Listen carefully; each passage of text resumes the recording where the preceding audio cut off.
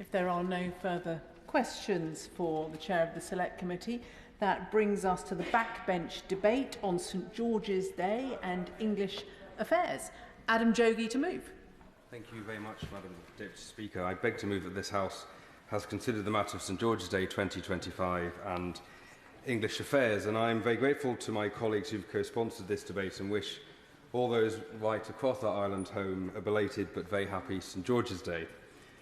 The cross-party support for this debate speaks to the power of St George and our collective pride in our Englishness. And whilst this debate brought many colleagues together for all the right reasons, regardless of background or political persuasion, we must as a House be very, very clear that no political party, no politician, no region, no faith, no colour and no creed has a monopoly on patriotism or pride in our national identity. We gather today, Madam Deputy Speaker, 80 years to the day since VE Day, victory in Europe, victory against fascism, victory for decency, for democracy, and for all that makes England and our United Kingdom great. As we celebrate 80 years since the end of the most terrible global war in modern history, like many other colleagues, many of whom would be here otherwise, I'll be heading back home to Newcastle-under-Lyme to celebrate with my neighbours, friends and constituents. I pay tribute to all those who fought so that we could live, give thanks for their lives and their legacies, and on behalf of the people of Newcastle-under-Lyme, rededicate myself to building a world more tolerant, more respectful, and yes, more peaceful. As Churchill said on this day 80 years ago, long live the cause of freedom and God save the King. Madam Deputy Speaker, from Newcastle-under-Lyme to North Northumberland and from Newquay to North Yorkshire and everywhere in between and beyond, St George's Day is a time to celebrate England and our Englishness, to show pride in our country, my country, our values, our flag and our history. My Englishness, Madam Deputy Speaker, is central to my identity. My family roots are from all over the Commonwealth, and I've spoken in this House before about my grandfather who left the colonies as they were to help the war effort here in the United Kingdom. But it's in England that I was born and raised, England that shaped me, England that allowed someone of my mixed background to thrive, to succeed and to get on in life. That is the story of our England. I've said in the House before, Madam Deputy Speaker, that I'm proud of my Englishness and my Britishness, and of the simple truth that our beloved country, this blessed plot as Shakespeare once called it, you could be anything you want to be, with the right support, a work ethic, real opportunities and a good heart. There is so much that many of us and all of us could say about our nation home, Madam Deputy Speaker, but the time limits don't allow me that opportunity, although of course you are well known for your indulgence. England's greatest asset. I will happily give way to my friend. Thank you very much. I congratulate him on securing this debate and thank him very much for doing so. I think it's very important. I'm one of those people, I suspect many of us are, who are proud to be English, proud to be British, recognise them as different things, but things that we should uniquely celebrate. Does he agree with me that those who seek to use Englishness to divide us rather than to bring us together do a huge disservice to what being English is all about? And does he agree that those of us who believe that we can have huge patriotism and pride in our Englishness, but also recognise that those are values of inclusivity that we have shown and generosity that our nation's shown over the years, and we need to do a pretty good, much better job at defining exactly what that is as we go forward in difficult political times? Adam Jogee. Thank you, Madam Speaker. I'm very grateful to my friend from Chesterfield for making a very, very important intervention. There is so much more that brings us together, and it is incumbent on all members of this House to make that case and to focus on bringing people together rather than pushing us further apart. Madam Deputy Speaker, England's greatest asset is its people, and that's no clearer to me than in Newcastle-under-Lyme, the northern corner of the ancient county of Staffordshire that is my home and my constituency. Our people are hard-working, many of them are God-fearing, decent folks who don't walk by on the other side, but they turn up to be counted. We see that in our National Health Service, in our schools, on our railways, in our veteran centres, and in communities up and down England. We saw it during the pandemic, in the struggle alongside the people of Ukraine against Putin's tyranny, and we see it every single day. One of England's greatest features is our countryside, and my home, Newcastle-under-Lyme, has plenty of it. Our farmers who produce food to the highest standards with the greatest quality deserve real and meaningful support. They feed us, they work hard, and they lead the world when it comes to tendering to and caring for our land. And I urge ministers in this government to keep this in mind. Where the previous government failed, we must listen, learn, and turn up to be counted. The contribution of the English language to Western literacy is simply immeasurable. England was home to the greatest writer of all time, William Shakespeare. And the works of Shakespeare alone continue to put England head and shoulders above when it comes to influence on global literature. But alongside him, England can claim T.S. Eliot, the Bronte sisters, George Orwell, Jane Austen, and so many more. English music is some of the most popular and influential music of all time. Still today, the Beatles, and I see the member for Tatton over there, are considered by many to be the greatest band of all time, but that's another debate for another day, Madam Deputy Speaker. Alongside the Beatles, you have the Stones, David Bowie, Amy Winehouse, Queen, Adele, Elton John, Kate Bush, Joan Armatrading, who's excellent, Cilla Black, Oasis, The Clash, Pink Floyd, and of course Robbie Williams, a man of and from North Staffordshire and whose mother lives in my constituency of Newcastle-under-Lyme. England has made some of the most enduring and significant contributions to music of any nation on our planet. And this goes without mentioning the many other cultural endeavours mastered by the English. English film remains dominant globally. A new James Bond film is still one of the premier cinematic events, and no tariff is going to get in the way of that. Christopher Nolan, an Englishman, is arguably one of the most exciting and skilled film directors working today. And we give thanks, Madam Deputy Speaker, for actors like the late Dame Maggie Smith and the late and wonderful Glenda Jackson, formerly of this parish, and to those still going strong like Dame Joanna Lumley and Dame Judi Dench, who I had the pleasure of celebrating my birthday with last year.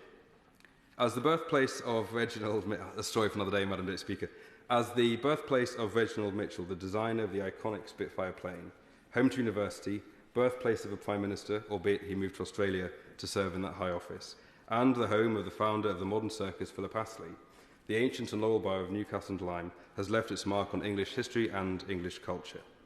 And if that isn't enough, we also have the popular Stoke City clown icon, Nello Baldwin, a constituent of mine. And of course, speaking of Stoke City, Madam Deputy Speaker, I couldn't make this speech without mentioning England as the home of the beautiful game. And with the local football landscape back home in mind, I also, of course, pay tribute to Port Vale. Today, it's important to call for action, however, to make sure that the truths of England's story and potential are preserved. We must work to ensure that people across England, and indeed all those across the United Kingdom, continue to feel pride in our flag and in our communities, and feel hope for the future and respect for our past. And any talk about love for flag and country must be matched by an investment in the people who make them what they are. Investment in our National Health Service, in our education and employment support services, in our arts and culture, and in our villages, towns and cities. I don't want today's speech to solely focus on the past, however, not when there are so many exciting things to say about England's future too. But it would be remiss of me not to touch on some of the parts of our history that fill me with a particular sense of reverence. Our democracy is one of the oldest in the world. An English Parliament has existed in some form since the 13th century. And monumental events such as the signing of the Magna Carta have solidified England's position in history as a forebearer of individual rights and freedom of political expression. These rights were fought for and hard won across centuries by brave women and men who had the vision to see a better country and a better world for all of us. There are many things I could say about England's relationship to the wider world, but one of the enduring strengths of our country, which I always come back to, is the courage, the tenacity, and the character of ordinary English people right across history. England is home to people from all over the world, and we are much better for it. And we can't forget, of course, Madam Speaker, that England too left its mark on all corners of the globe. Now, for some, misguidedly in my view, to talk England up is alien to them. To speak of the exciting future ahead of us and the vibrant country that we have become is difficult for some to do. All they seem to be able to contribute to our national conversation is painting England as a nation in decline. A nation once great, now not. I've spent much of my several minutes speaking, Madam Speaker, outlining the incredible successes and achievements of England's past, but for those people, there is nothing more to England than its past. To them I say, you don't know England. We have faced our fair share of adversity, and today of all days reminds us of that. But as Disraeli said, the English nation is never so great as in adversity. I'm never so proud to be English as in those moments. It is in those times, when times are toughest, that I'm blown away by the courage, the tenacity, and the generosity of the good people of this country. The English have always found a way to get on, to persevere, and as Churchill put it, to keep buggering on. Whether it be through the destruction of 2 world wars or through the respective heartbreak of a disappointing Euro final, we will continue to do so. I will continue to look back at our past with the respect and reverence it deserves, and look forward to our future with hope and optimism. Because to do so is part of what makes us English, and because, Madam Deputy Speaker, things can only get better. I leave my final words to the last verse of one of my favourite hymns, and one of the favourite hymns of my late grandfather, the man who moved to this country in the 1940s to help make sure we beat fascism and defended the democracy to which I referred to earlier. But I shall resist the temptation to sing it for you, Madam Deputy Speaker. I'll not, disappointing, not for some, I'll not cease for mental fight, nor shall my sword sleep in my hand, till we have built Jerusalem in England's green and pleasant land. We have much to do, Madam Deputy Speaker, in this House and in communities right across our country. So let's get on with it. Happy St George's Day to one and all. Thank you very much. The question is, as on the order paper, Father of the House, Sir Edward Leigh. Thank you. It's a great honour to follow the Honourable Gentleman for Newcastle-under-Lyme, who is fast establishing a reputation as an effective parliamentarian and a thoroughly nice chap. And his speech was appropriate and excellent in every single way, and I agree, I think, with everything he said. And it's not often that Labour MPs quote former Tory Prime Ministers, so that was certainly a first, and we all much enjoyed it.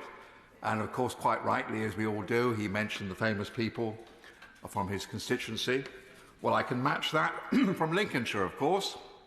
I can talk of Sir Isaac Newton, John Smith of the Pilgrim Fathers, the great poet Alfred Lord Tennyson, Joan Plowright, and I can mention one other person who came from Lincolnshire, and I don't want to break the cosy consensus of this debate, but it's a lady who I greatly admire and I believe restored the greatness to our country when she was Prime Minister.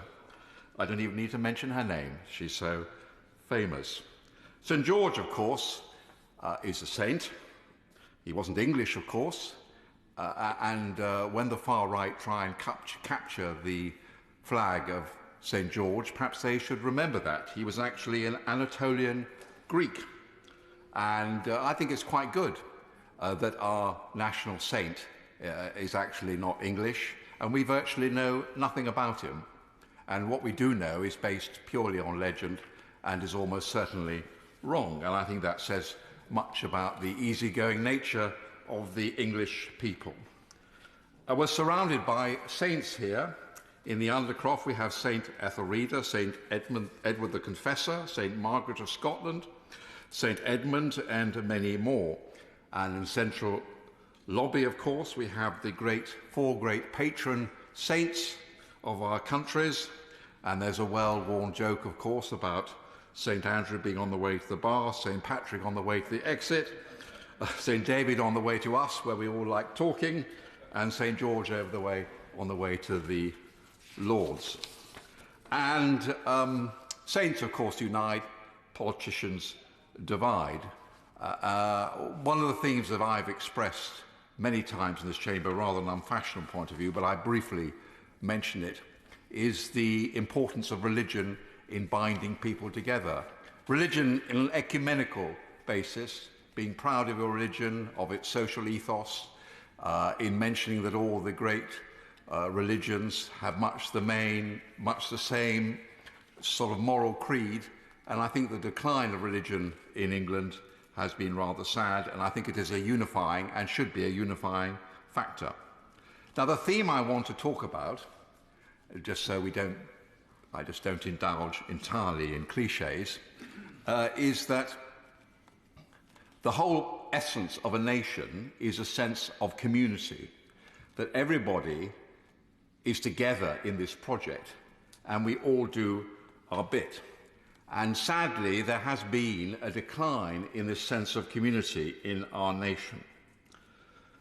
For instance, my parents, although English, were brought up in France, and they came here as refugees when the Germans invaded France because they had a British passport in 1940, and they met in Bletchley Park.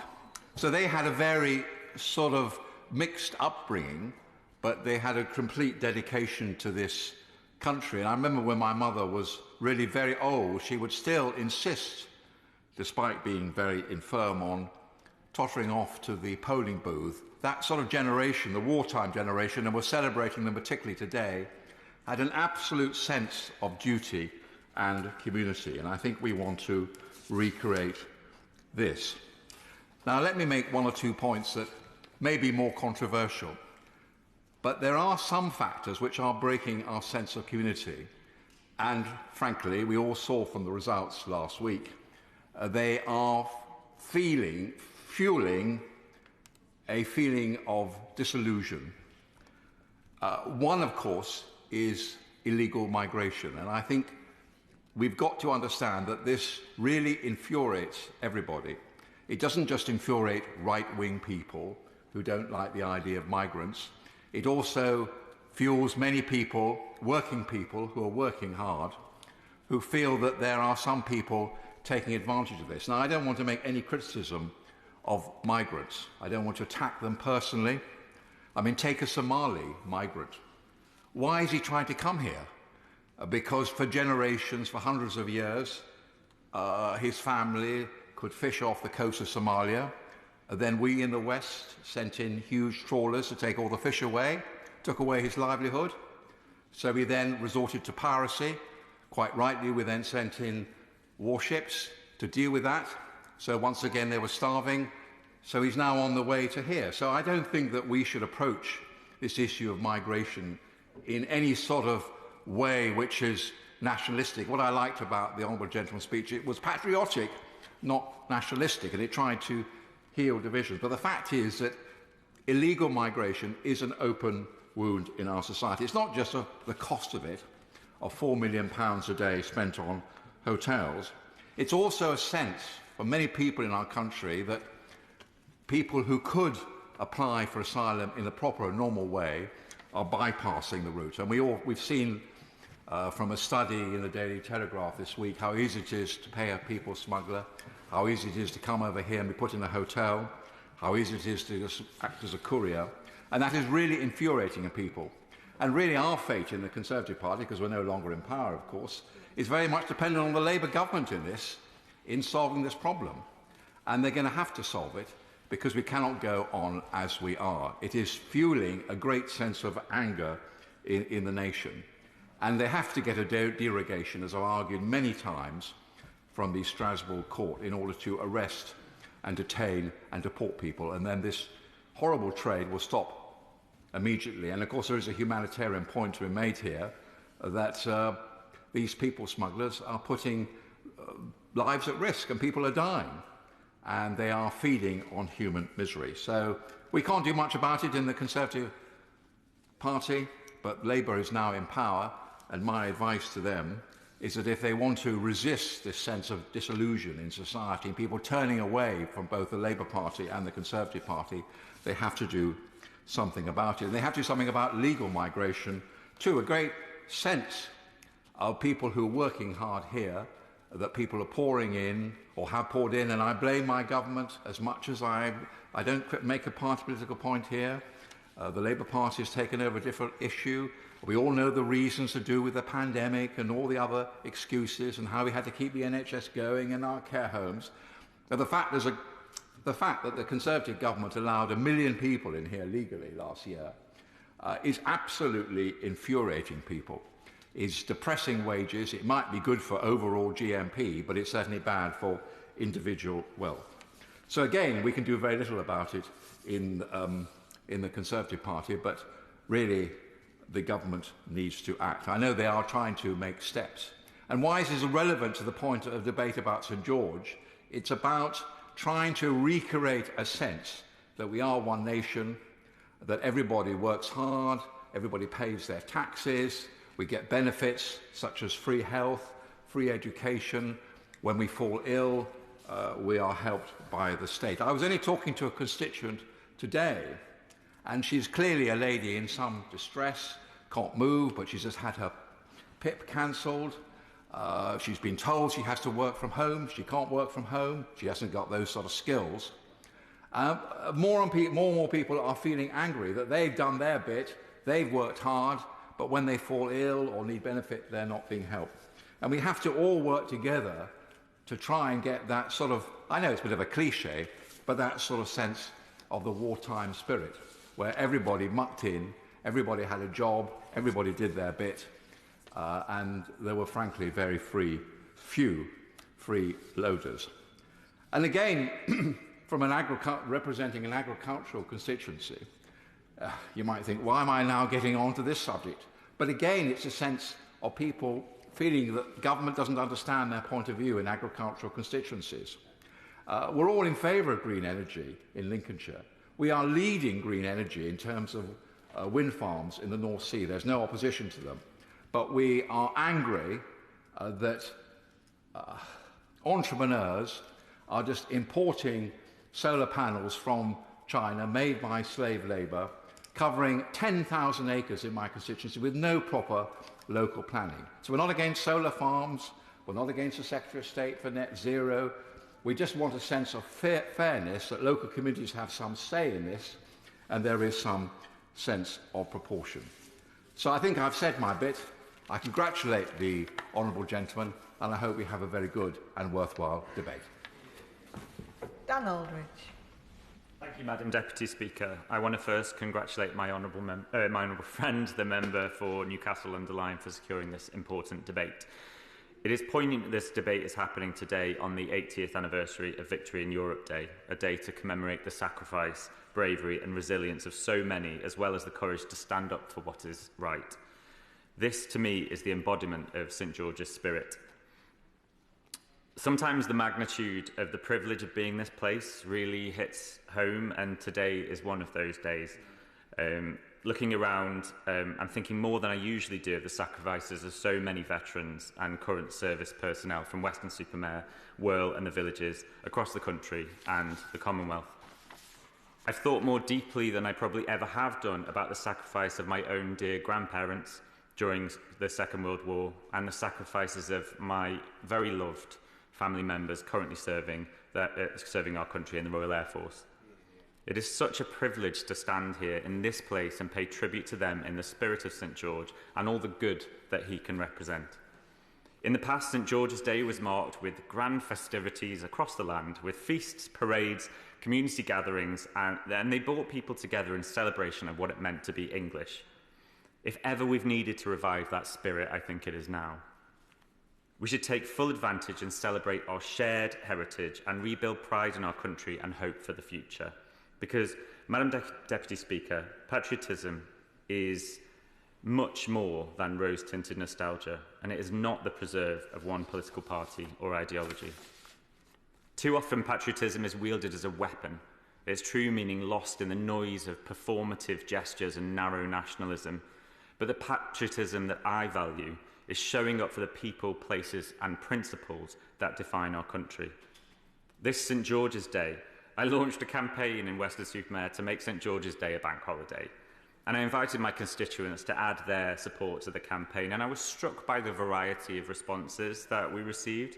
Many embraced it with enthusiasm, while others met it with scepticism and cynicism. It got me thinking again, why should patriotism feel suspect or shameful for some?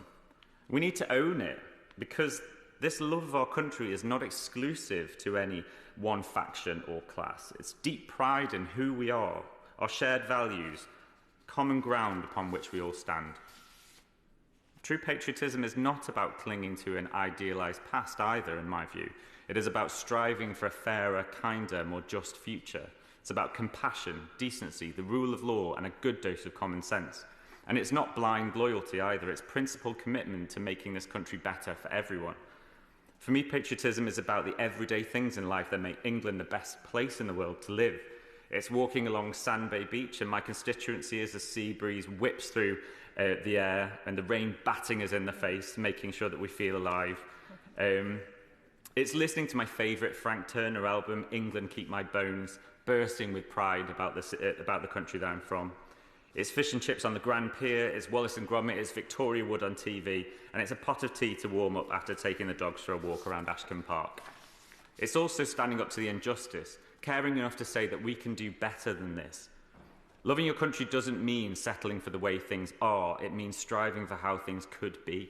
It's finding your voice amongst those loud and vexatious persons who seek to dominate with hate and division. Those who show up, do the hard graft, organise and campaign for a better future are the patriots. So too are the teachers staying late to help a struggling student, single parents juggling work and family, and many volunteers who give up their free time to serve their communities, driven by a need for recognition, but by a deep love for their neighbours. They're not driven by a need for recognition, and a love for their country.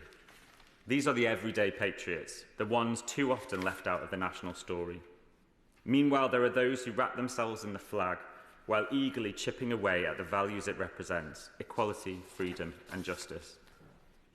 My grandfather, the proud Dunkirk veteran, who didn't really like to talk about any of his time during the war, he knew who these mendacious charlatans that would wear the flag but actually not represent any of its values were. He knew who they were, and he instilled in each and every one of his grandchildren how to see them, how to spot them, and how to identify them. And he gave us a few tips about how to take them down as well.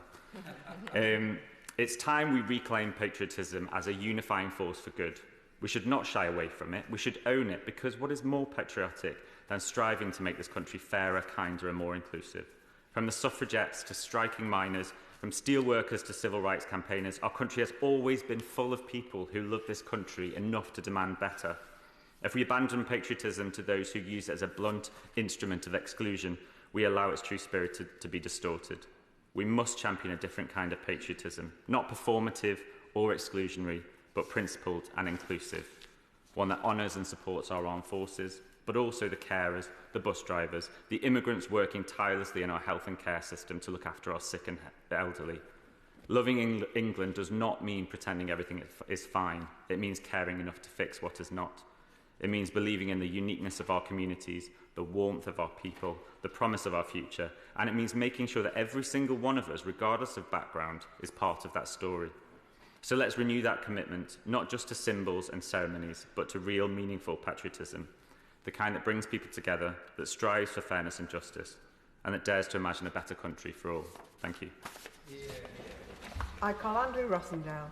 Thank you, Madam Deputy Speaker, and of course I rise today to take part in this very important debate on St George's Day in English affairs, and I commend the Honourable Member for Newcastle-under-Lyme for promoting this debate, and I'm going to say a bit more about the member a little later on, because I do believe he is a fine addition to this House and he demonstrates patriotism in all that he does. But before I do so and speak more generally about St George's Day, can I say, Madam Deputy Speaker, that today we also meet in solemn remembrance and in proud celebration of the 8th of May 1945, 80 years ago, when the guns fell silent across Europe. Victory in Europe Day marked not just the end of a long and brutal war on our continent, but the triumph of courage, unity, and unyielding resolve over tyranny. And in Romford, Essex, and across England, the church bells rang out, neighbours embraced, and families paused to remember those that have lost loved ones, but also to welcome those who had returned. And we remember the generation who faced that unimaginable darkness and unwavering bravery, the soldiers who fought on land, sea and air, the families who endured the Blitz, the workers and nurses who kept our nation going, and those who made the ultimate sacrifice for our freedom. And so let us never forget that peace is not simply inherited, it is earned and must be defended anew by each generation. And so as we reflect on Victory in Europe Day today, we honour our past by committing to a future shaped by democracy, justice and international cooperation. Can I pay tribute to my own father, Frederick William Rosindell, who was an officer in the Royal Air Force during the Second World War and flew transport planes. He also served in the Royal Canadian Air Force, where he trained in Canada during the Second World War. And to all my constituents and their loved ones who served during that conflict and gave us the freedom that we enjoy today, we owe them so much. And I was proud today to be at the Town Hall in Romford alongside the Mayor of the London Borough of Havering, Councillor Jerry O'Neill, to raise the VE flag in tribute to all those who served King, Queen and country and who gave us the freedom that we sometimes take for granted but never must do. But today, Madam Speaker, can I say that St George's Day runs deep. The spirit of St George is something that all of us should celebrate with great pride. And as chairman of the British Heritage All Party Parliamentary Group, and indeed the Royal Society of St George Houses of Parliament branch, and my deputy chairman is no one less than the honourable member for Newcastle-under-Lyme. I'm so pleased that we are able to speak today about our Englishness and all that entails in this general debate. The honourable member for Newcastle-under-Lyme spoke passionately about flag, about country, but also about people, and I think that sums everything up as far as I'm concerned. And I again thank him for everything he does to promote British and English patriotism and respect of our traditions and our heritage in this place, but across the country. He is, as I said earlier, a fine addition to this House of Commons. And he, together with myself, hosted, thanks to the kind permission of Mr Speaker, a Parliamentary St George's Day reception in the State Apartments in Speaker's House on the 23rd of April, St George's Day itself. This celebration brought together English music, food, wine and politicians, and to celebrate our country and all that is great about our heritage. And I would, if I may, like to offer a special tribute to the band of the Romford Drum and Trumpet Corps who played the fanfares on that day, and Kerry Kavanagh, who organised that. And also the wonderful pianist Drew Stenson, who played English music on the Speaker's grand piano in the Speaker's State Apartments. And the outstanding opera singers Terry Boshard and Marie McLaughlin, who sang Jerusalem and the national anthem for us in Speaker's House. And I can't possibly forget the Silverhand Winery from Kent that donated the magnificent English sparkling wine. And all those who volunteered their time and effort to make this such a special annual occasion that Mr Speaker hosts for us here in Parliament. And I'm pleased to let members know that they will be able to avail the opportunity again next year. Mr Speaker's already invited us to host another St George's Day reception next year. Can I also pay tribute to Nick Dutt, the chairman of the Royal Society of St George, for the work that he does, and also Cliff Trowles, who is the coordinator of our Royal Society of George Houses of Parliament branch. And I have with us, I'm not meant to show props, I think, but I will for 1 second if Madam Deputy Speaker allows me.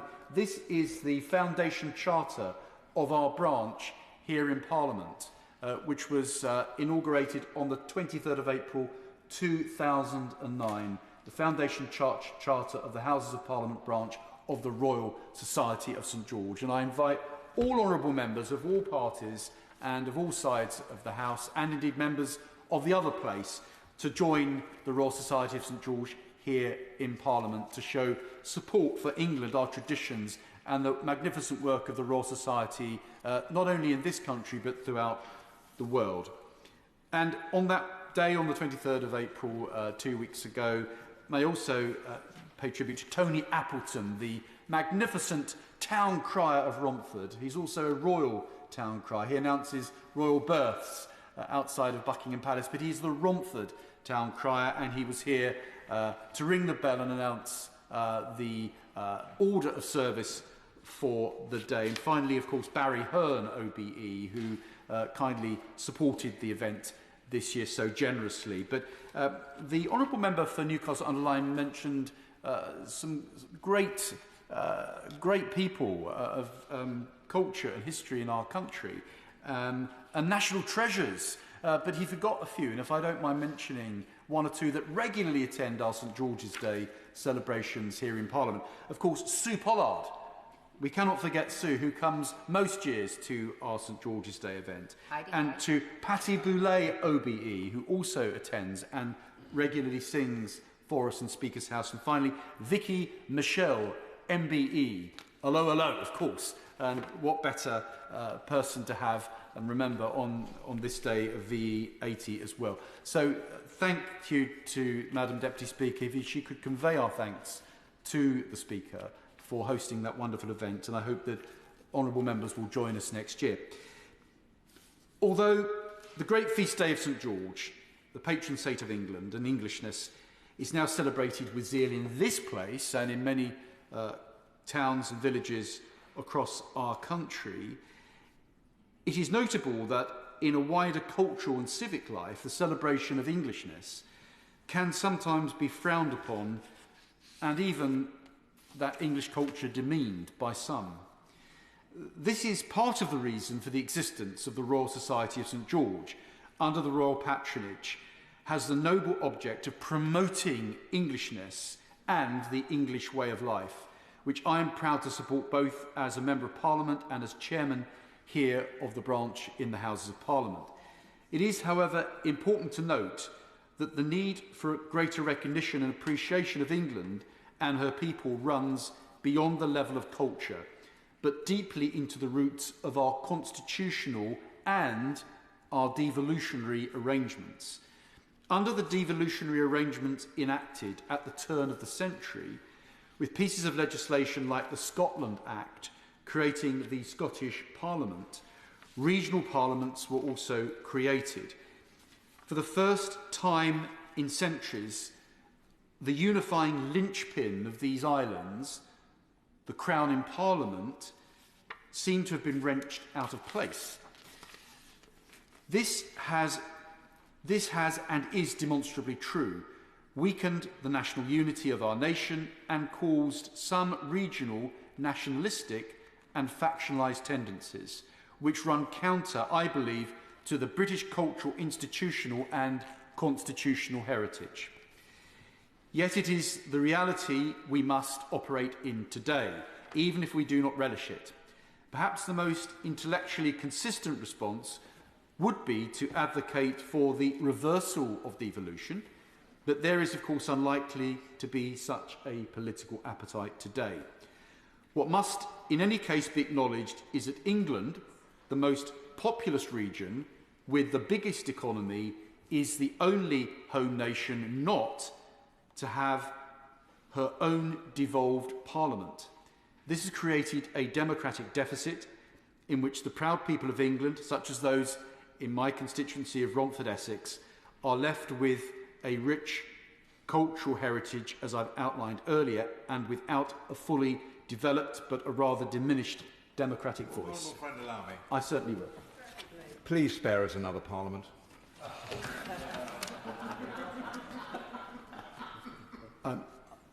The Right Honourable gentleman will know that I am a very strong supporter of this Parliament and of this United Kingdom.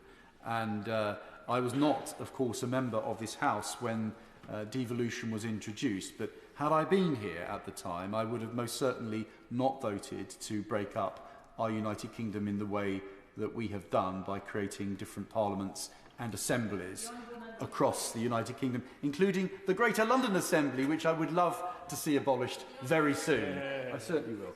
I appreciate the honourable member speaking about St George's Day and about English affairs, but I would just take issue with his use of the word break up our country by through devolution, because what we did was devolve some of the power closer to the people so that they felt more represented. Not in an attempt to break up the country, but as a member of the party who was instrumental with the Labour Party in achieving it, so that we held the country together, but gave people the feeling of being closer to where decisions were made. Thank you. I have the utmost respect for the Honourable Lady, and she makes an extremely valid and important point. Nobody wants to break up the United Kingdom, and I didn't intend to cause offence by saying that, but I believe that all members of Parliament should be equal, and elected representatives should be equal. But if you create different types of elected representation at different levels, it obviously means that English MPs have a different role than Scottish MPs, because they have MSPs in Scotland which have another role. So you are muddling up our constitution by doing so, and I regret that happened, but we have to move on. This is now a quarter of a century ago, and so we now need to think about the future. Of course, there have been certain attempts to try to deconstruct this democratic deficit, and that was the English votes for English laws, named as EVEL. This procedure was brought in the House, and now the unitary authorities and mayoralties have been created across England. We're seeing more of those being created as we speak.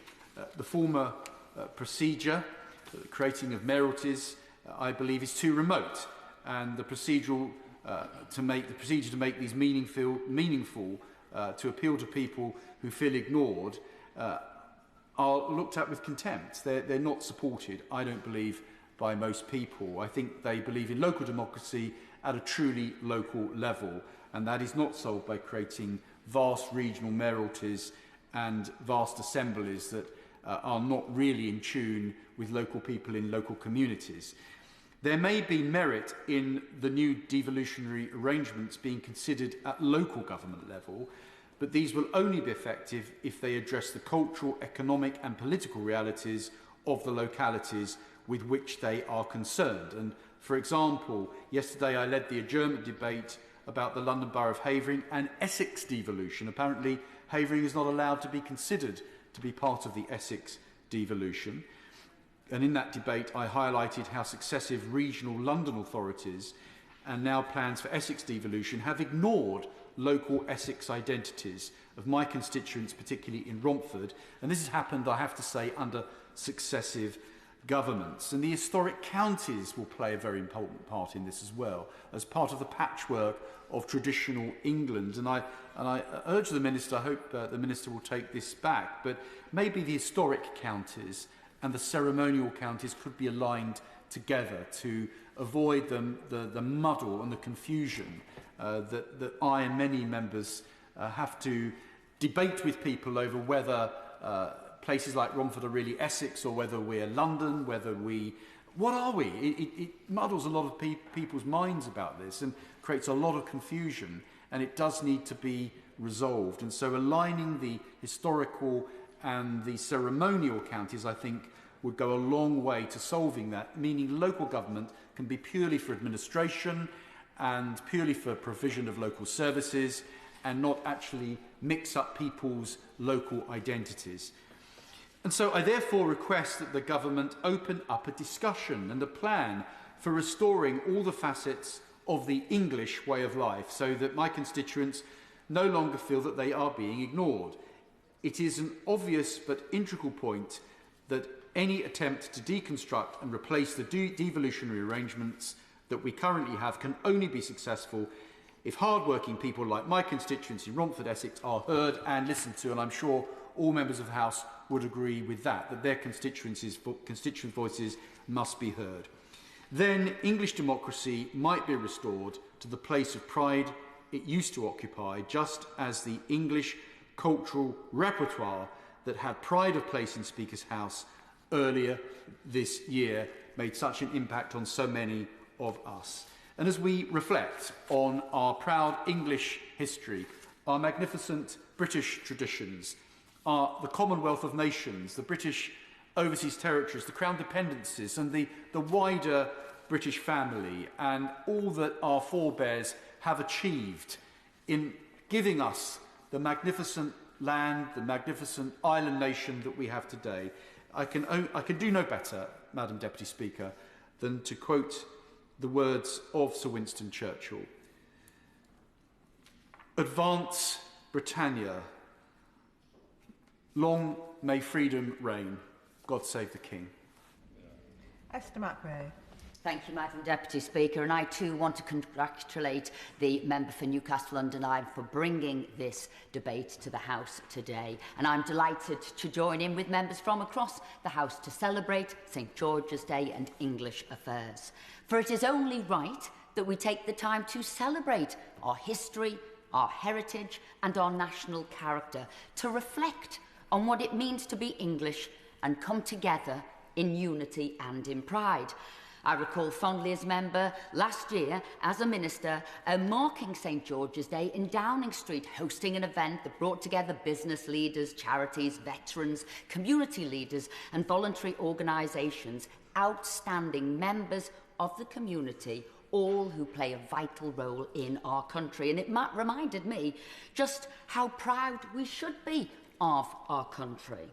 And we must take pride in our history in order to instill the richness of our culture and our values into the next generation and to reclaim what Britishness means to us all. Because, Madam Deputy Speaker, for a small country, we have well and truly punched above our weight. We have defended the world not once, but twice in 2 world wars, something that must never be forgotten. And rightly so, we mark the 80th anniversary of Victory in Europe Day today. Before this debate, over in Westminster Abbey, the great-great-grandson of Sir Winston Churchill lit the candle of peace 80 years on from Sir Winston's famous speech, telling the nation the war had ended. And like so many other members, we'll be leaving this House straight from this debate to go back to our constituencies. I'll be going to Cumberbatch in Tatton to share in their VE celebrations this evening.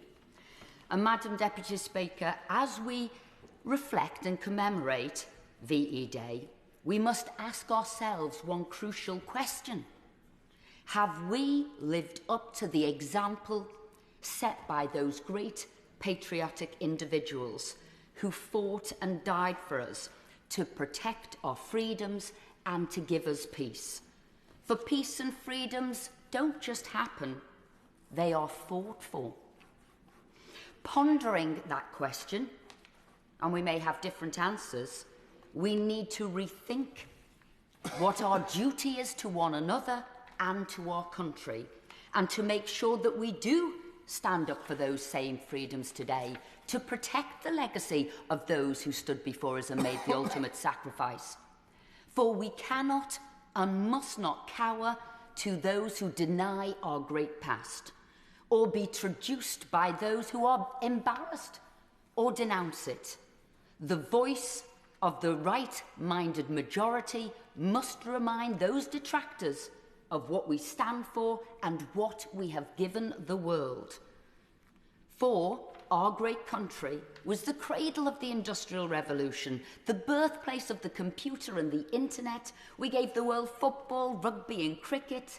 We discovered gravity and evolution, eradicated smallpox, produced literary geniuses, Shakespeare, Dickens and the Brontes, great composers from Elgar to Britain, and from my hometown, the Beatles, those 4 lads that took music to the world.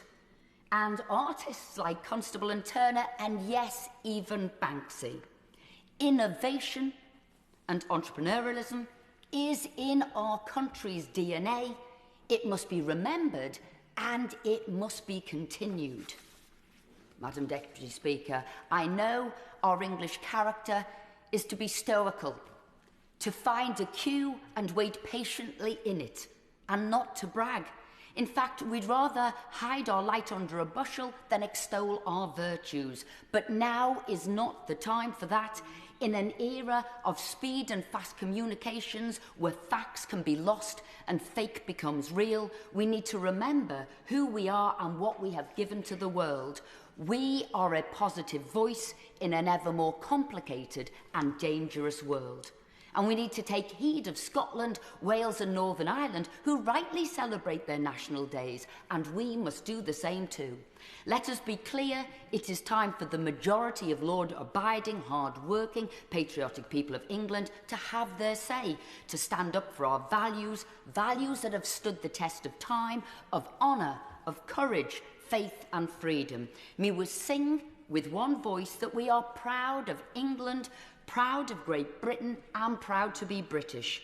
We need to take on the mantle of St. George, the warrior saint, the patron saint of England, a symbol of strength, conviction and righteous purpose, who reminds us that our nation has never been afraid to stand up for what is right. And in this chamber where I am delivering this speech, and we've all spoken so positively today, I am very proud, as I know we all are, to serve in this Parliament, the mother of parliaments and the heart of a thriving democracy that has been the model for so many other countries around the world. So let us speak with one voice, with pride and unity, and to say clearly and unapologetically that we are proud to be English, we are proud of our past, and we believe in our future. Today, we stand together to celebrate what makes us all English, to celebrate that we are all British, and to remember today of all days, victory in Europe. Yeah. The Liberal Democrat spokesperson, Olly Glover. Thank you, Madam Deputy Speaker, and allow me to start by congratulating and thanking the Honourable Member for Newcastle-under-Lyme for proposing this debate and in its excellent introductory speech, in which he talked of the importance of seeing the flag of St George as a positive and avoiding some temptations in some quarters to demean it, a point also made by the Honourable Member for Weston-super-Mare and for Romford. He talked of the influence of English language and culture and sport and history all over the world, and highlighted the courage and tenacity of the English character. And of course, on today of all days, I join all members from across the House in paying tribute to the English and British people who fought in the Second World War and enabled us to have this debate today. And to protect democracy across Europe. The Honourable Member for Newcastle-under-Lyme mentioned singing, as did the Honourable Member for Romford. And I surely speak for the whole House when I express my disappointment that the Member for Newcastle-under-Lyme opted not to sing to us. And something that I hope he will rectify on a future occasion.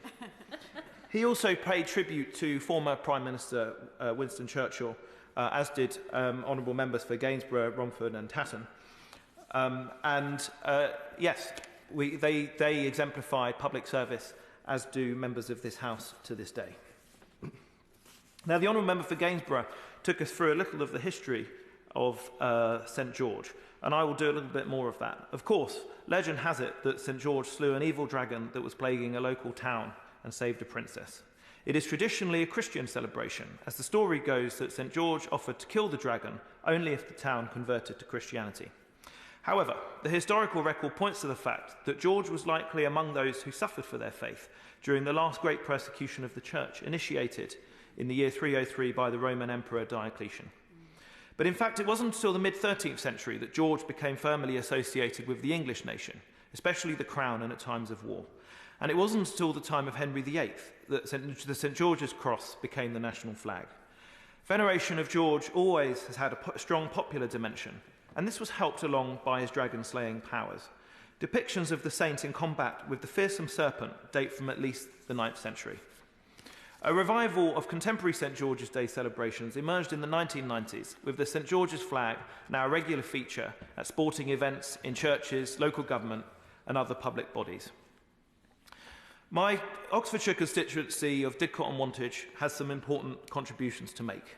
We have Dragon Hill near Uffington, where legend has it that St George slayed the dragon. And the quintessentially English village of Upton has the George Public House, recently refurbished and very much enjoyed by parishioners of that village and many further afield. And elsewhere in Oxfordshire, there is St George's Tower, Oxford Castle, a key battleground of the English Civil War, which is key to the foundations of our modern constitutional monarchy and parliamentary democracy. But I think it's also interesting to note that St George has a very international dimension, and St George's Day has an international dimension to this most English of special days. It's a day of celebration in, amongst others, Hungary, Portugal, Spain, Germany, Brazil, Serbia and Greece. And the honourable member for Weston-super-Mare mentioned calls for St George's Day to become an English national holiday, calls supported by English Heritage and the organisation of which the honourable member for Romford is very active, the Royal Society of St George. And I'm sure that is something that many members of this House would support.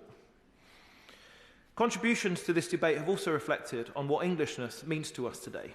And St George's Day is an opportunity to take pride in our country's achievements, including the pivotal role England and its Parliament played in the birth of modern democracy. England's story is one of community spirit, innovation and compassion, our strength lying in the rich tapestry of rural villages, bustling towns and global cities which make up our country. We believe patriotism should never mean exclusion. To be proudly English is to embrace the rich diversity of our country and the rights and freedoms we all share. Now, honourable members, in particular the honourable member for Romford, talked about what England needs to thrive. The Liberal Democrats support the establishment of a UK Constitutional Convention to draft a new federal constitution, clearly defining powers at each level of government based on democratic engagement, liberal values and fair resource distribution. This convention must develop an inclusive structure for government in England, giving all regions a say in how they are governed. And every part of England should have the right to secure a devolution deal that works for local people and is tailored to the unique local dynamics of England's regions. Devolution must come with proper funding. Councils and combined authorities need a sustained increase in funding, reflecting demand and reversing the severe pressures facing local services. We back the creation of a UK Council of Ministers, bringing together devolved governments and English regional leaders to collaborate on national policy and uphold the principles of federal cooperation. Decisions on local government reorganisation must be driven by councils and communities, not imposed without consultation. It is unacceptable for changes to bypass district councils and exclude public input. And it's essential that any devolution should promote inclusive economic growth, better public services and democratic accountability so we can continue to ensure that England is a great place. I call Shadow Minister Louie French. Thank you, Madam Deputy Speaker. And it is a privilege to rise today on behalf of the Shadow Culture team to mark St George's Day, and I thank the Honourable Member for Newcastle-under-Lyme for securing this important debate. With St George in my heart, keep me English. With St George in my heart, I pray. With St George in my heart, keep me English till my dying day. Madam Deputy Speaker, I am proud to be English, and so should we all. Far from just being a nation of shopkeepers, as wrongly claimed, England's accomplishments are vast. We've given so much to the world, from the writings of Shakespeare to football, rugby and cricket, to parliamentary democracy itself in this mother of all parliaments. England's history is one of heroes and bravery, of Nelson, Wellington, Churchill, of good triumphing over evil, of freedom overcoming tyranny, and the sacrifices of the greatest generation which we rightly celebrate this week for VE Day 80 years on, and we give thanks to our incredible armed forces serving today. We Conservatives are not ashamed to celebrate England's long and storied history, to remind the world that England is not a sleeping lion, but a proud and great nation ready to roar again. England's culture is living, breathing and shaped by the people who have called this green and pleasant land home in time gone by and by all of us today. We should never take that inheritance for granted, Madam Deputy Speaker. Culture matters. It binds us together, gives us a common identity and pride, and it provides the foundations for our civic life.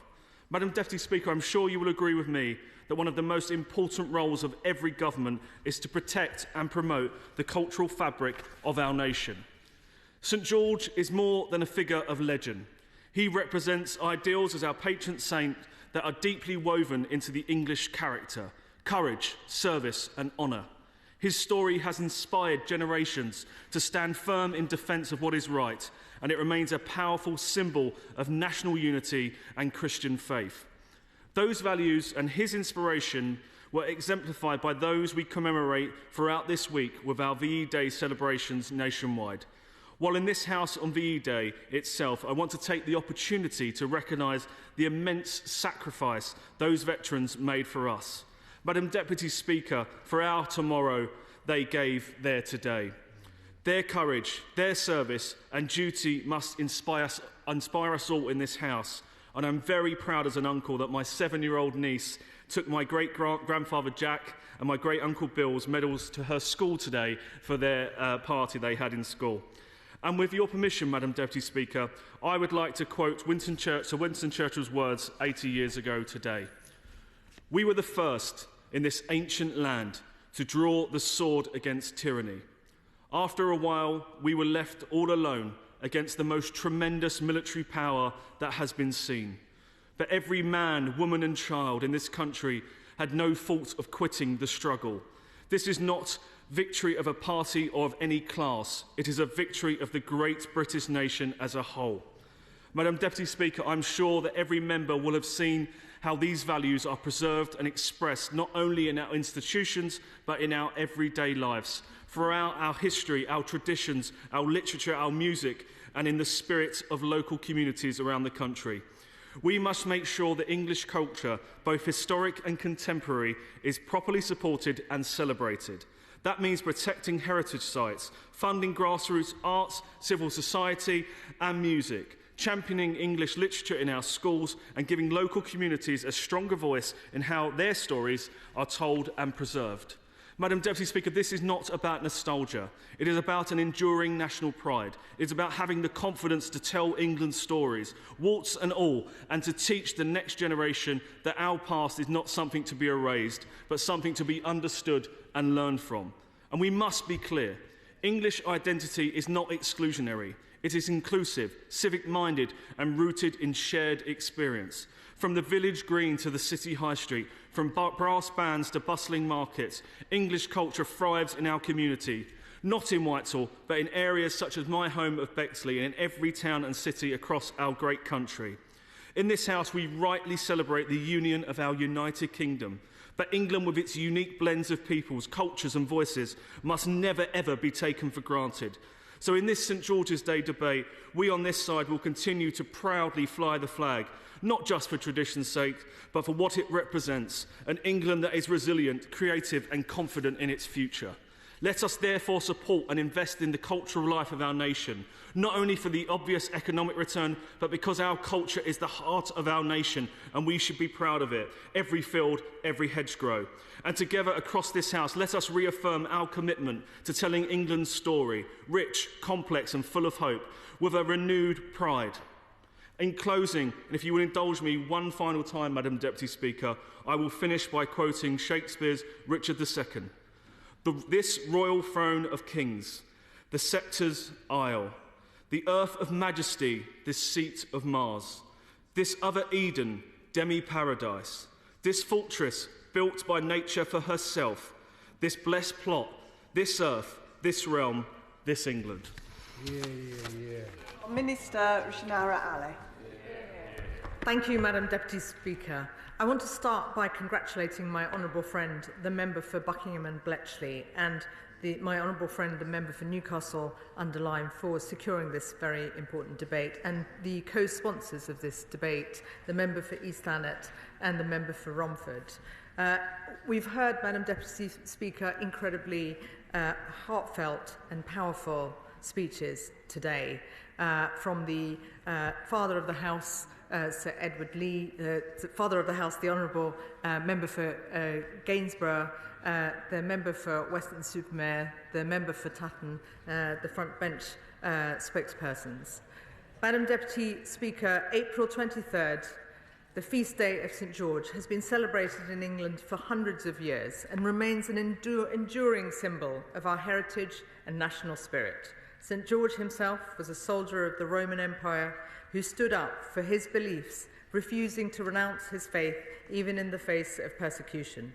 His unwavering courage made him a symbol of strength, fairness and perseverance, earning him sainthood and recognition across the world. And these values of courage, strength, perseverance, fairness, and decency distill what it means to be English, so much of which we see reflected across our society, in our history, and our present day. To be English is to be proudly part of the United Kingdom, brought together by our shared values, faith in democracy, the rule of law, individual liberty, mutual respect, and tolerance. A family of nations, stronger together than we are apart, strengthened by our diversity and bound by our common endeavour. It is, of course, fitting that we reflect on these values as we mark VE Day today and remember all those who fought bravely for our nation.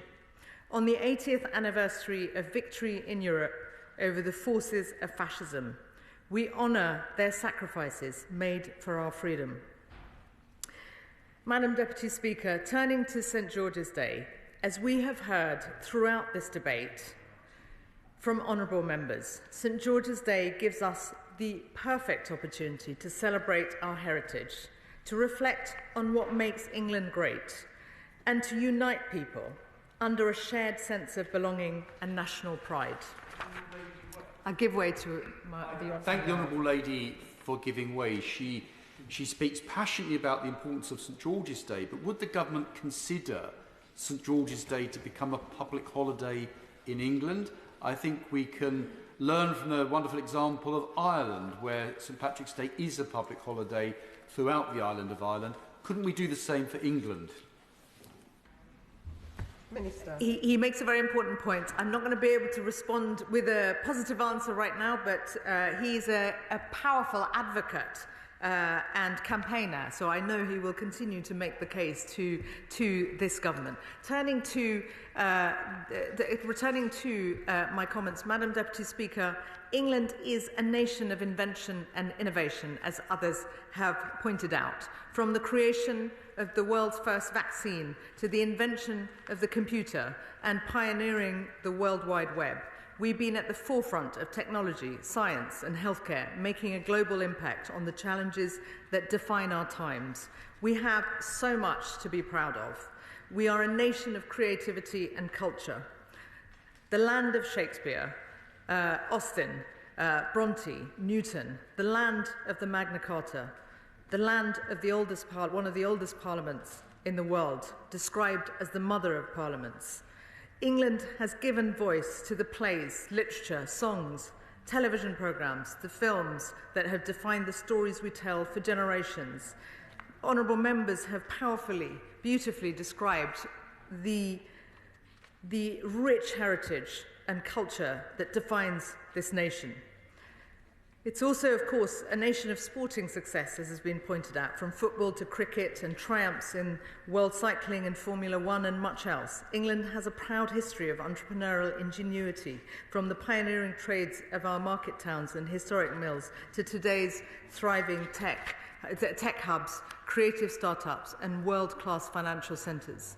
England's spirit of enterprise has adapted, innovated and driven progress, shaping our economy and influencing the world, from the Industrial Revolution to the digital age. And England is a place of distinct beauty, as a number of honourable members have pointed out, from the enchanting Cornish coastline to the rugged wilderness of Northumberland, from the tranquil lakes of Cumbria to the majestic cliffs of Dover. Our landscape captivates, inspires, and is cherished by people who live here and people who visit.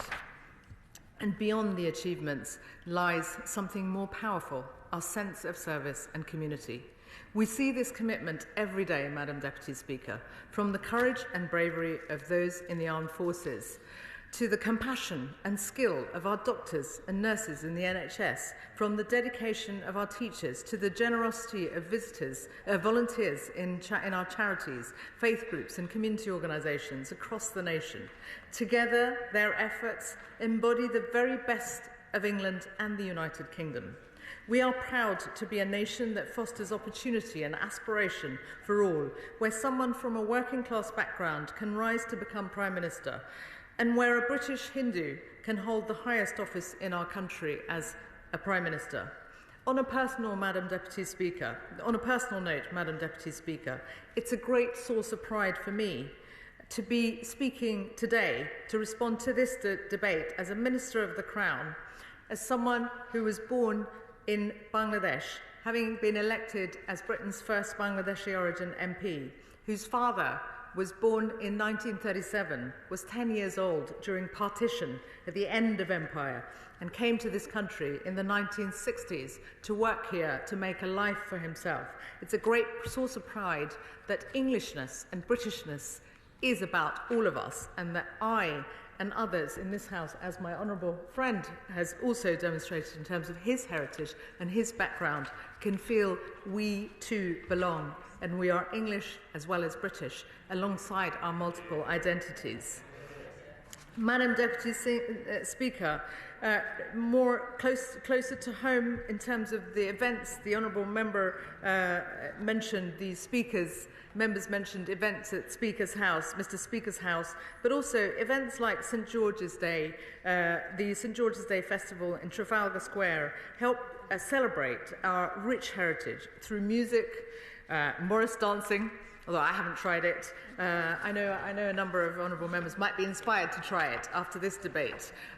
We saw also a bustling parade in Manchester with an array of community groups and local residents coming together to show how proud they are of their local area and their local heritage, and they're proud in our nation, in our identity. But sadly, Madam Deputy Speaker, as a number of honourable members have pointed out, there are some who seek to